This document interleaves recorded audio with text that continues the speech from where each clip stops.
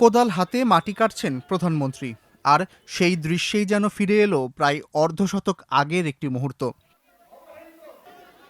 Jeans pant, polo T shirt, মাথায় cap আর পায়ে Keats পরে কোদাল হাতে নিজেই মাটি কাটলেন প্রধানমন্ত্রী তারেক রহমান।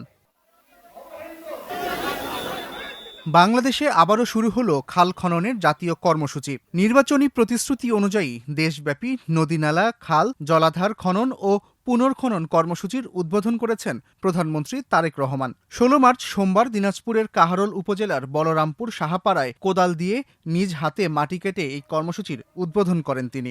এই কর্মসূচির মাধ্যমে দেশের ৫৪টি জেলায় একযোগে খাল খনন কর্মসূচি শুরু হলো।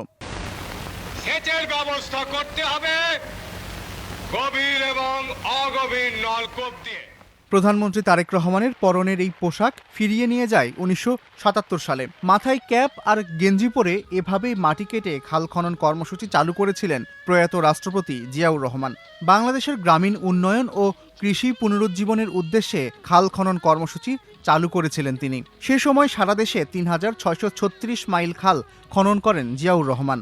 প্রায় অর্ধশতক পরে বাবা জিয়াউর রহমানের দেখানো পথেই ছেলে তারেক রহমান। বর্ষাকালে অতিরিক্ত পানি ধরে রাখার পাশাপাশি শুষ্ক মৌসুমে কৃষিকাজে সেচের ব্যবস্থা নিশ্চিত করতেই এই উদ্যোগ নিয়েছে সরকার। প্রথমেই বিএনপি সরকার কৃষক ভাইদের কথা মনে রেখেছে।